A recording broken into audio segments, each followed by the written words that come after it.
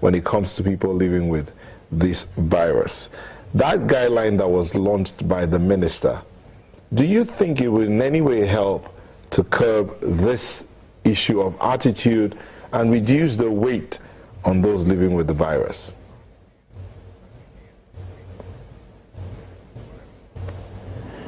Yeah, thank you, Nyota. Yeah, I quite appreciate everything said, and it's very apt and describes what you're saying. And all of this we actually articulate as the Agency for the Control of AIDS in Nigeria at the federal level, and we work with everybody, including persons living with HIV, particularly women and children.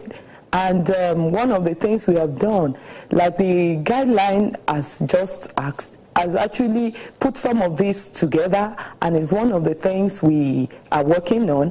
And in addition to that, we also have some other tools, because one of the things, strategies we use at this level is to develop guidelines, tools, build capacities, and work with partners to ensure that people understand how to provide care and how to identify some of these challenges we have. A critical one, like the issue of introduction of fee to some aspects of the HIV response, is actually a big one, and we got feedback with our working with our partners, especially women living with HIV, giving us this feedback that it actually make the services out of the reach of an ordinary person. And that is why this, some of the efforts we have marking this year's 16 days of activism to end violence against women and girls, because really, if you don't have access, it's a violence against is an infringement on your rights, and it's violence. And like she said, we are putting all of this together.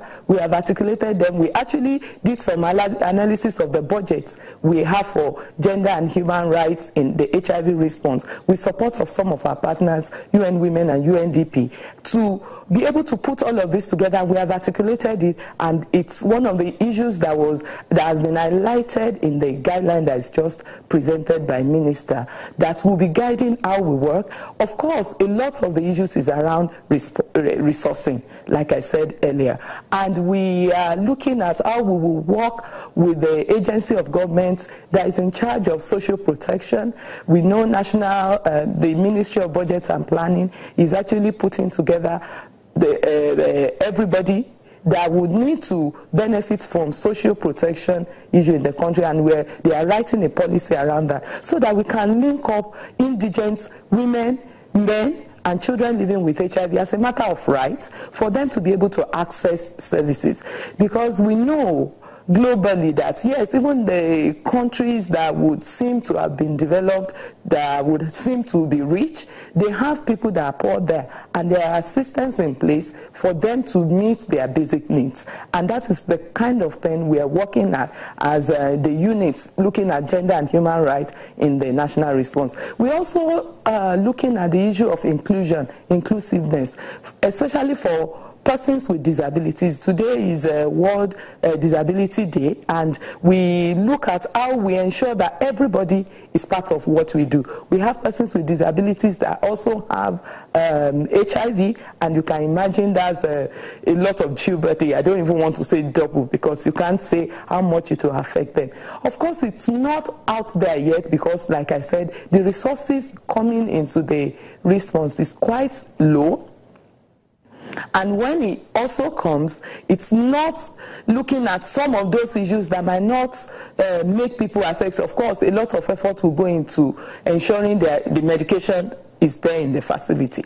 And a lot of these are not produced in the country. So the bulk of the money for HIV response will go into ensuring we have the drugs. Okay. Now, we know a lot of efforts, like she has highlighted, we need to go into place that even when the drugs are there, people are able to access the drugs, because if you are not able to get to the facility, and we have not developed up to the point of dropping the drugs at home for persons that are identified that are in need of it, like it's done in some countries, we are not at the community level where people can stay at home and get their medication delivered and take it. They still have to go to the facility. Even at that, they still have to do a lot of health checks and ensure that their system is functioning well with the medication. Okay. And they are not able to do, even if you have the drugs there, it's as good as we don't have it. So those are some of the gaps we are looking at as looking at gender and human rights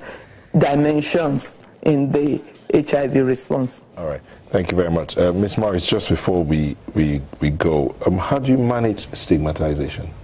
How have you been managing? When I was diagnosed, yes, I was stigmatized by almost everybody, with the exception of my family and friends.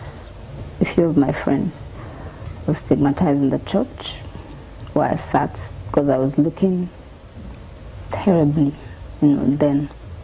The support group helped me, which is where I think if they're talking about funding, they should also include the support groups, the support group where they will, will come together, rub minds, discuss our issues. It's no longer there. It was a support group that helped me, to overcome stigma. A few of us were picked and also trained on how to talk publicly, like I was opportune to.